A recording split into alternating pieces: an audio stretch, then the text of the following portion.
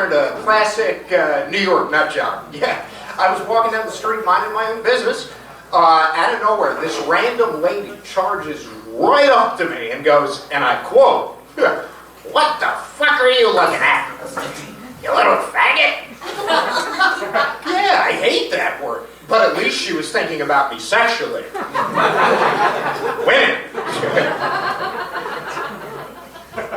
I like that. Thank you. And that's not the most fucked up thing that happened to me in New York. Another time I was in a convenience store, I caught my reflection in the door of the soda case. I thought, am I gaining weight? So I lifted up my shirt to check my gut, and the clerk thinks I'm stealing something. He's like, "You thief, show me what's under your shirt, or I'll call the cops." I said, "You'll have to call the cops, because you ain't seeing these man boobs without a search warrant."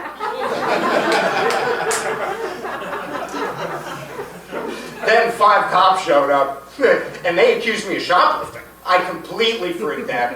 I started tearing off all my clothes to prove I didn't steal anything. When I got down to my boxers, they said, "Sir, if you take off your underpants, we're going to charge you with indecent exposure." I said, "Indecent? You mean my penis?" Hey, don't judge it till you see it. It might not be pretty, but it's got charisma. They're like, "That's it. We're taking you to Bellevue Hospital for a psych evaluation." I said, "Whoa, what makes you think I'm crazy?" They're like, "Sir, you just performed a strip search on yourself in a 7-Eleven. I said, "Good point. I must be crazy to strip in public for free." Then a fucking ambulance shows up to take me to Bellevue. Yeah, they strapped me onto a gurney and slapped an oxygen mask over my mouth. I felt like Hannibal Lecter. They're lucky I didn't try to eat the paramedics.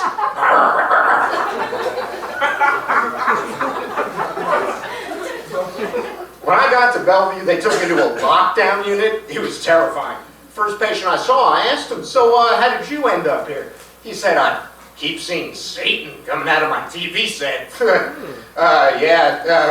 What brings you to Bellevue?" I said, "Well, I think I'm getting fat." He goes, "Oh, you're delusional too." "Don't worry, no one gets committed because they think they're fat. They'll just give you some Prozac and a gift card to Planet Fitness."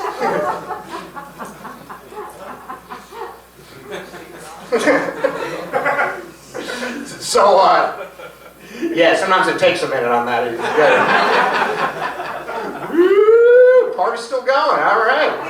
So then the psychiatrist comes to do my evaluation. The first question she asked was, "Do you have a history of mental illness?" I said, "Well, I had an imaginary girlfriend when I was 14. She said, "Do you still have conversations with your imaginary girlfriend?" I said, "Nah, we haven't talked since high school." She goes, "Oh, so you've grown up since then?" I said, "Hell yeah, I've grown up. Now I have an imaginary wife and kids."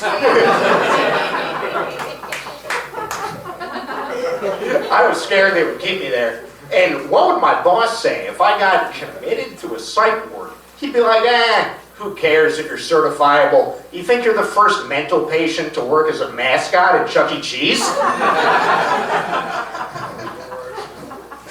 Finally, the psychiatrist decided to let me go. She said, "I think you're mentally stable for a New Yorker. But if you want to go to Connecticut, you'll have to get electroshock treatment." Well, that zaps the fun out of my summer vacations.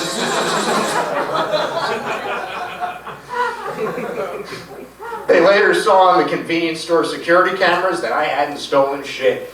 So I almost got locked up in a loony bin just because I was having a fat day. Yeah. Can you picture me living in a mental hospital with my body image? I'd be like, "Excuse me, nurse, do you have something else I could wear? This straitjacket makes my ass look gigantic." All right, have a great night, guys. Thank you.